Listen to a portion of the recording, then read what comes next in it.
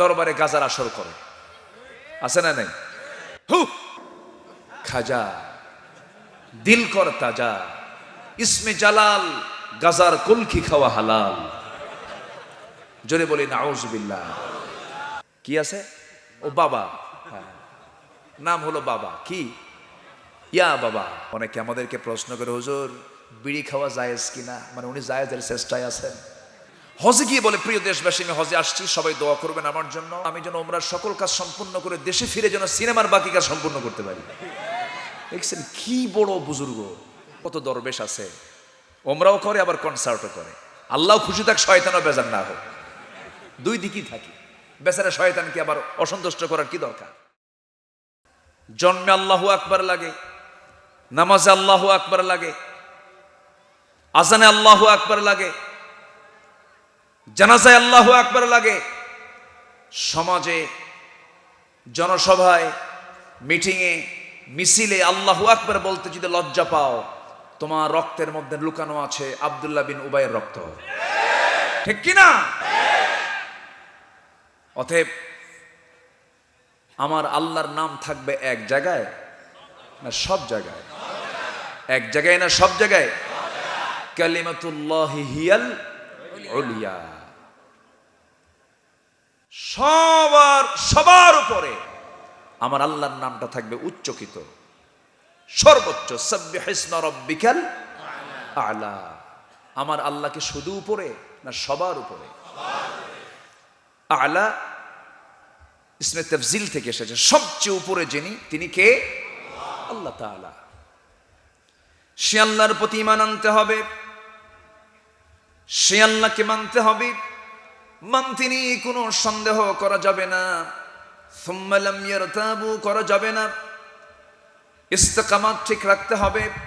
আল্লাহ তাআলা সুন্দর করে বলছেন, ইন্নাল্লাযীনা ক্বালু রাব্বুনাল্লাহু সুম্মা ইসতাকামু তাতানাজ্জালু আলাইহিমুল মালায়েকা আল্লা তাখাফু ওয়া লা তাহজানু ওয়া আবশিরু বিল জান্নাতিল্লাতী কুনতুম তুআদুন।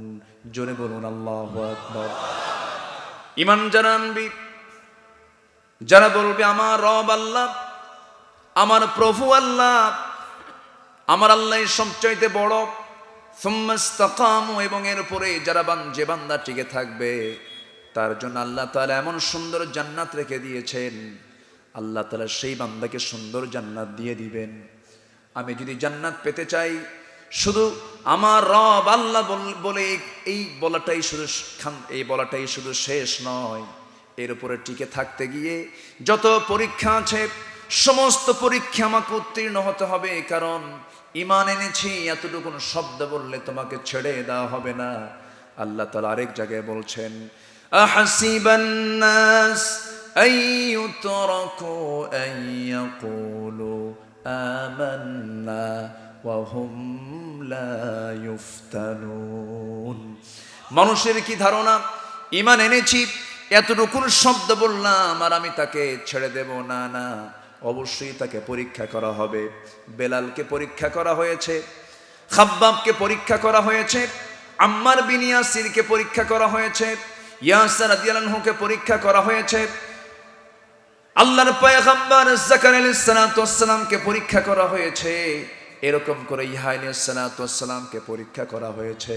ইয়াহইয়া আলাইহিস সালাতু ওয়াস সালামকে করাত দিয়ে চিরে দুই টুকরো করে দুনিয়া থেকে বিদায় করে দেওয়া হয়েছে। এরপরেও তারা ঈমান থেকে, আল্লাহর পথ থেকে তারা এক চুল পরিমাণ অন্যদিকে পা বাড়ান নাই। আল্লাহু আকবার। আল্লাহ বলছেন দুইটা কাজ করো, ও বান্দা তুমি দুইটা কাজ করবে, আমি তোমাকে আমার প্রতিবেশী বানায় নেব।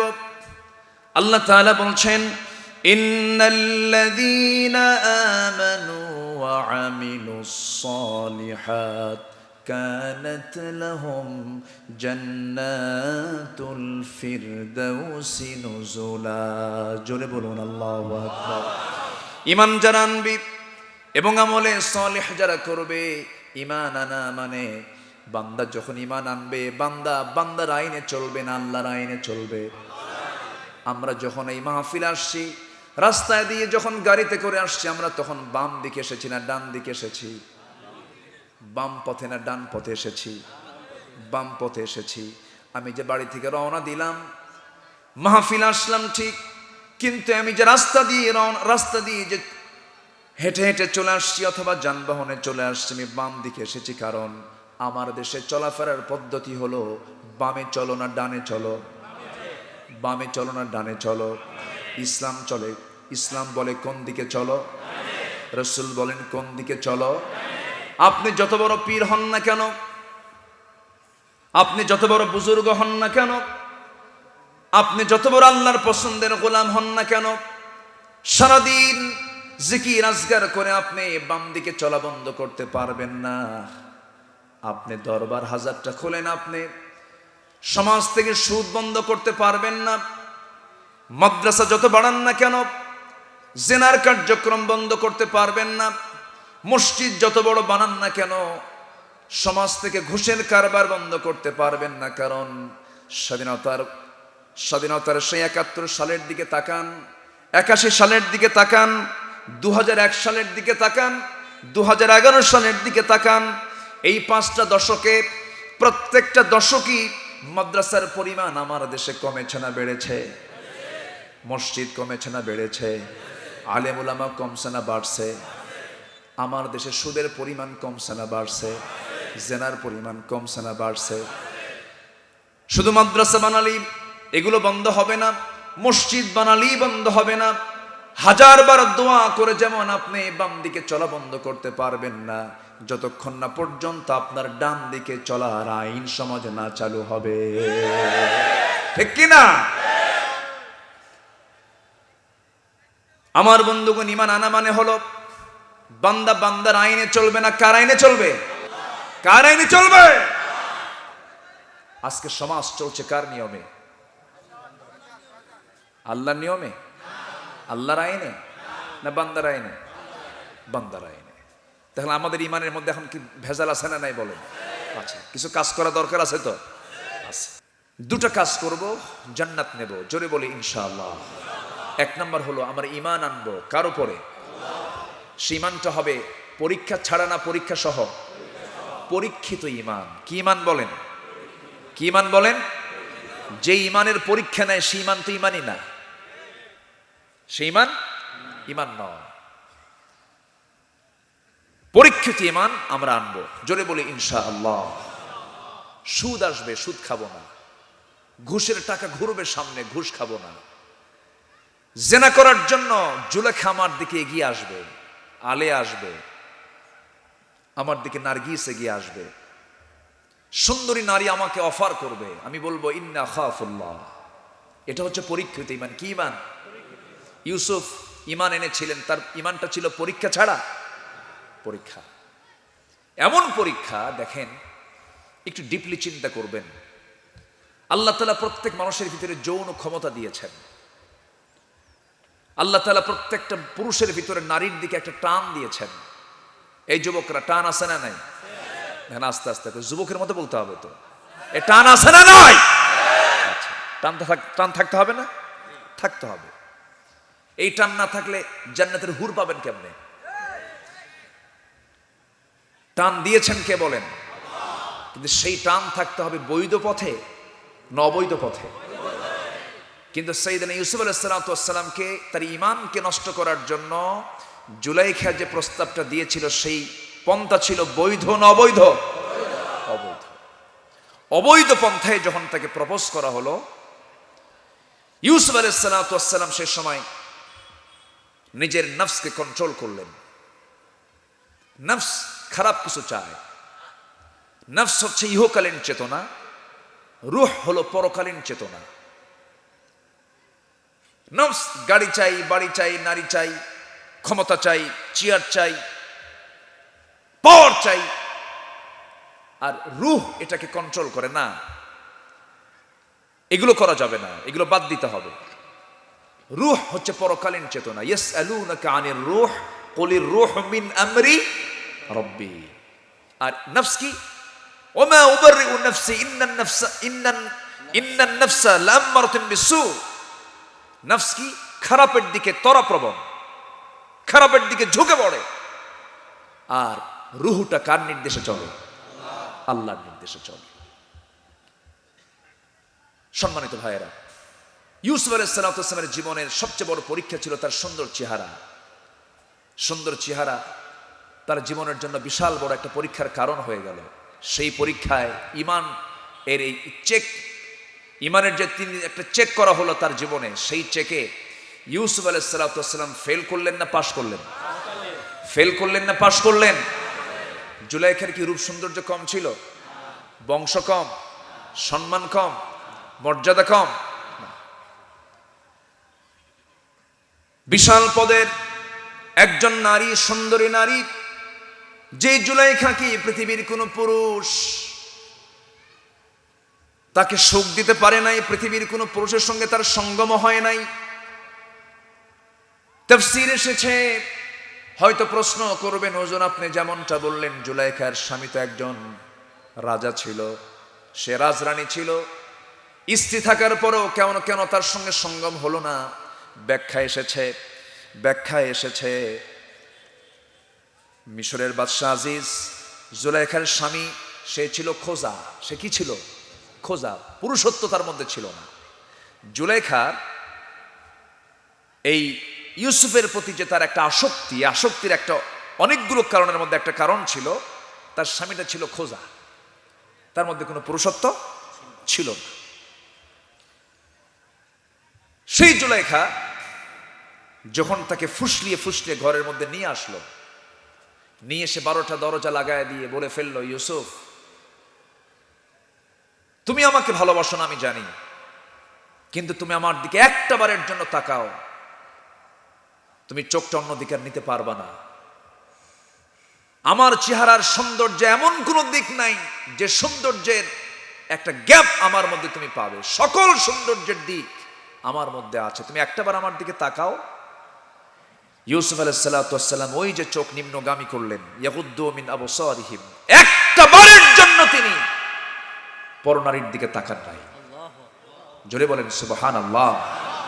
শুধু ঈমান না পরীক্ষিত ঈমান? শুধু ঈমান না পরীক্ষিত ঈমান? আজকের এই সমাজে এই পরীক্ষাটাকে ছোট না বড়? এই পরীক্ষা দেওয়া ছোট না বড়? ইত্তাকুল্লাহ ওয়াত্তাকুন নিসা, আল্লাহকে ভয় করো, নারীকে ভয় করো। ফাইন্না আউওয়ালা ফিতনাতা বনি ইসরাঈল কানাত ফিন নিসা, বনি ইসরাঈলের সবচেয়ে বড় ফিতনা ছিল হলো নারী ফিতনা। আজকের সেই নারী ফিতনা আছে না নাই? আসতে বলবেন না আছে না নাই? সেলিব্রিটি, হাইরে সেলিব্রিটি, আগে বিয়ে হয় নাকি? আগে বাচ্চার মা হয়, আগে বাচ্চার মা হয়, এরপরে গায়ে হলুদ হয়, এরপরে বিয়ে হয়। কোথায় যাবে? আবার এরা কিন্তু আবার হজেও যায়। হজে গিয়ে বলে, প্রিয় দেশবাসী আমি হজে আসছি, সবাই দোয়া করবেন আমার জন্য, আমাকে নিয়ে খুব তুল কালাম চলছে, আমার কোনো দোষ নেই, আমি ওমরা করতে এসেছি, সবাই দোয়া করবেন আমার জন্য, আমি যেন ওমরার সকল কাজ সম্পূর্ণ করে দেশে ফিরে যেন সিনেমার বাকি কাজ সম্পূর্ণ করতে পারি। দেখছেন কি বড় বুজুর্গ, এগুলো কি ঈমান? এর নাম কি ঈমান? হ্যাঁ, কতজন কত দরবেশ আছে, ওমরাও করে আবার কনসার্টও করে। আল্লাহ খুশি থাক, শয়তানও বেজার না হোক, দুই দিকই থাকি। বেচারা শয়তানকে আবার অসন্তুষ্ট করার কি দরকার? আছে না নাই? আচ্ছা, জান্নাত কি এমন করে মিলবে? এমন করে মিলবে জান্নাত? ইউসুফ আলাইহিস সালাম ছোটবেলায় ওই যে কূপের মধ্যে ফেলে দিয়ে গেল তার ভাইয়েরা, বাবাকে হারালেন কিছুদিনের জন্য, বাবার চক্ষু অন্ধ হয়ে গেল, সে বাপকে দেখতে পান না দীর্ঘদিন ধরে। সেই হারানো পিতার ছবি যখন তার সামনে ডিসপ্লে করা হলো, ইউসুফ আলাইহিস সালাম সেই 12টা দরজা, তালাবদ্ধ দরজার সেই ঘরের মধ্যে আটকা পড়া অবস্থায় তার বাবার ছবি আল্লাহ পাক তার সামনে হাজির করে দিলেন। চক্ষু বন্ধ করে আল্লাহর কাছে রোনাজারি করে কাঁদতে কাঁদতে আল্লাহর কাছে বলছেন, আল্লাহ এই বিশাল বিপদ থেকে তুমি আমার ঈমানকে তুমি আল্লাহ হেফাজত করো। চক্ষু বন্ধ করে দরজার দিকে একটা দৌড় মারলেন, পটপট করে 12টা দরজা খুলে গেল। ওয়াল্লাযীনা জাহাদু ফিনা লানাহদিয়ান্নাহুম সুবুলানা। সাবিলের বহুবচন হলো সুবুল। যে বান্দা আমার পথে আসার জন্য চেষ্টা করে, আমি তার জন্য একটা না দুইটা না অসংখ্য পথ আমি তার জন্য খুলে খুলে দেই। 12টা দরজা পটপট করে খুলে গেল। নিজের যৌবন নিয়ে, নিজের জীবন যৌবন ঈমান নিয়ে তিনি বাইরে বের হয়ে গেলেন। কিন্তু পরীক্ষা তাকে ছাড়ল না। পরীক্ষা, আল্লাহ তাআলা তাকে পরীক্ষার উপরে পরীক্ষা দিতে শুরু করলেন। এই পরীক্ষায় পাশ করে সামনে আবার আরেক পরীক্ষায় তিনি পড়ে গেলেন। ইউসুফ আলাইহিস সালামের বিরুদ্ধে মামলা হয়ে গেল। সেই মামলার তদন্ত রিপোর্ট হলো। সেই তদন্ত রিপোর্টে প্রমাণ হয়ে গেল সামনের কাপড় যেহেতু ছিঁড়া নাই, জুব্বার সামনেটা না ছিঁড়ে পিছনের অংশ ছিঁড়েছে। জুলাইখা সম্পূর্ণ এখানে দোষ করেছে। দোষের প্রমাণ হয়ে গেল জুলাইখার দিকে। কিন্তু রাজা মনে মনে চিন্তা করলো, যদি এই দোষটা রানীর ঘাড়ি চাপিয়ে দেওয়া হয়, দোষটা যদি রানীর হয়ে যায়, সেই দোষটা তো আমার দিকেই চলে আসে। অতএব এই দোষটা চাপায় দেব ইউসুফের দিকে। মামলা উল্টায় দিল। মামলা উল্টানো নীতিতে এখন বর্তমান দুনিয়াতে নাই। আসতে কবেন না, আসে না নাই, উল্টায় চলে গেল। বলা হলো, ইউসুফ তোমার জেল। মুস্কি মুস্কি হাসি মারে, তোমার জেল, জেলের অর্ডার হয়ে গেছে। মুস্কি মুস্কি তিনি হাসি মারতেছেন। বলা হলো, ইউসুফ জেলের কথা শুনলে মানুষ কান্দে, তুমি হাসো কেন? এখনো জেলের কথা শুনলে পরে কিছু কিছু মানুষ হাসে, আসে না নাই? হাসতে হাসতে জেলখানায় চলে যায়। ইউসুফ আলাইহিস সালাম হাসতে হাসতে জেলখানার দিকে চলে যাচ্ছেন। বলা হলো, ইউসুফ হাসো কেন?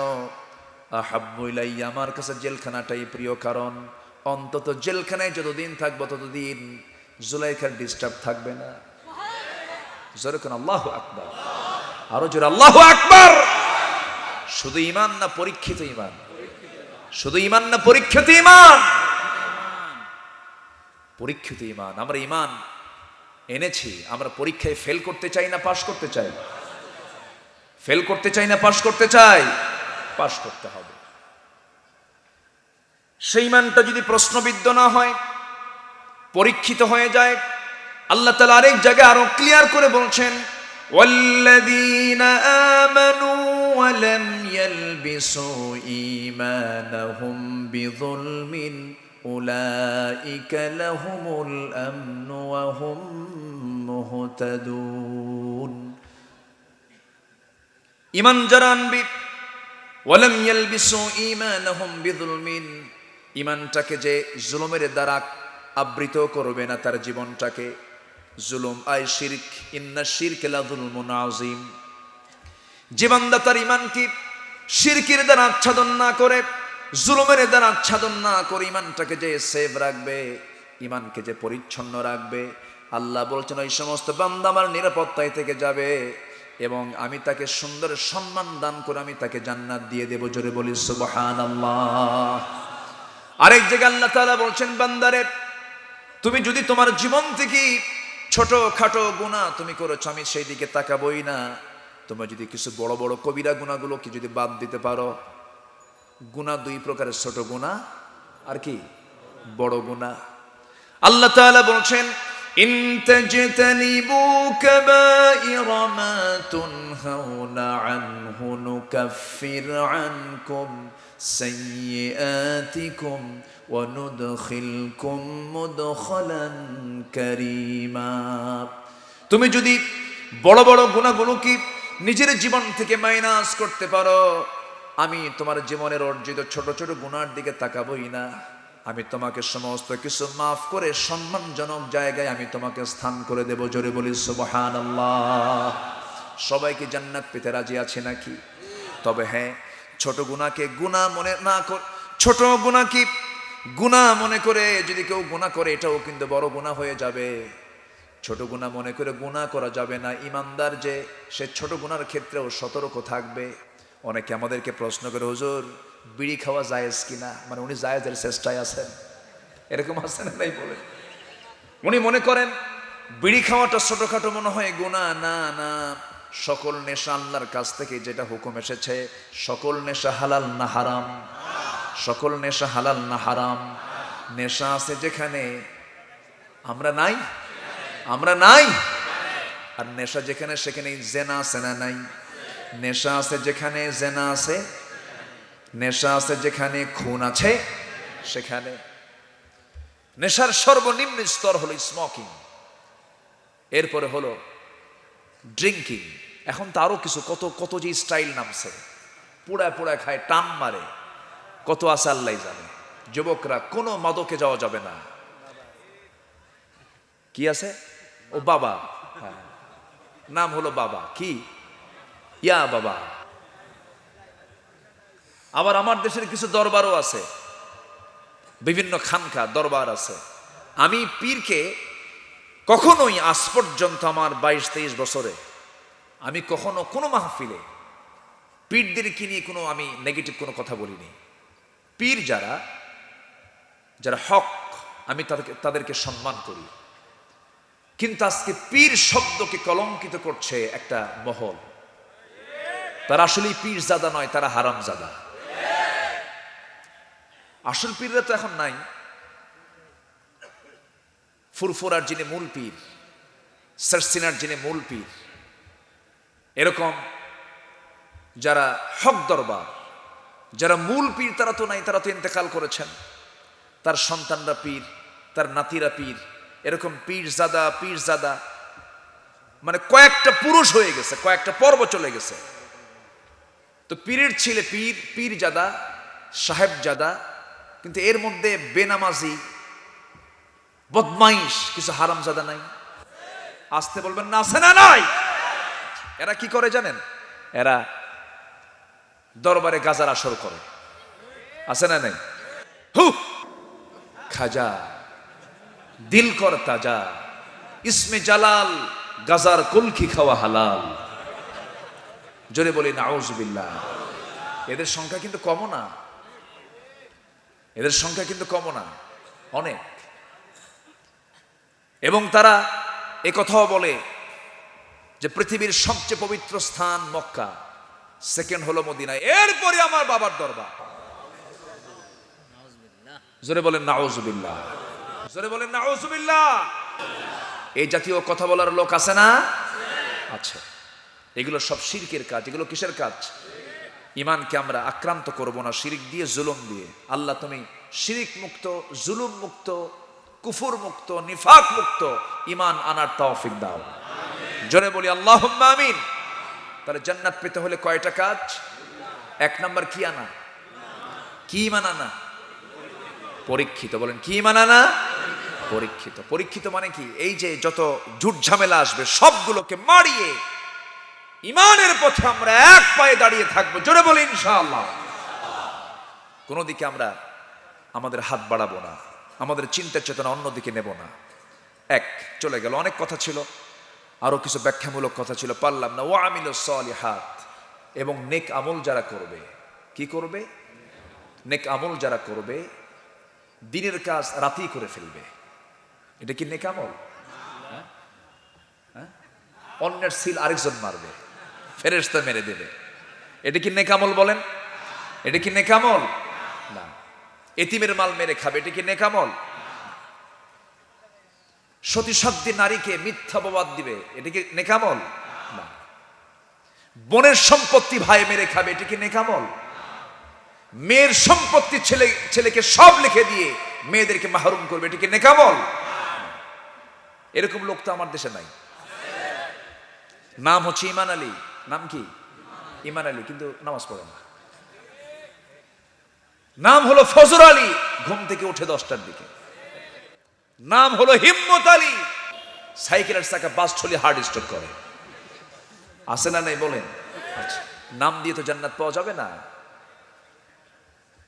আমার বন্ধুগণ, নেক আমল বলতে যে বান্দা জীবনে আল্লাহর নির্দিষ্ট হুকুমের বাইরে অন্য কোনো কাজ যে বান্দা করবে না, এবং রাসূল যা নিয়ে এসেছেন তাকে সে গ্রহণ করবে। মা আতাকুমুর রাসূলু ফাখুযুহু ওয়া মা নাহাকুম আনহু ফান্তাহু।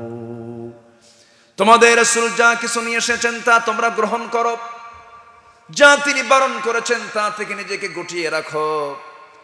আমার রাসূলের সুন্নাহর বাইরে যে বান্দা চলবে না, আমার নবীর কর্মপদ্ধতির সঙ্গে তারুস হবে, আমার নবীর কর্মপদ্ধতির সঙ্গে মুখোমুখি হয়ে যাবে এমন কোন কাজ যে বান্দা করবে না। আল্লাহ তাআলা বলছেন, বান্দারে আমি তোমাকে এই দুইটি কাজের জন্য এমন একটা স্থান বরাদ্দ করব, সেই স্থানটা হবে আমার ঘরের সঙ্গে তোমার স্থান। জোরে বলি সুবহানাল্লাহ।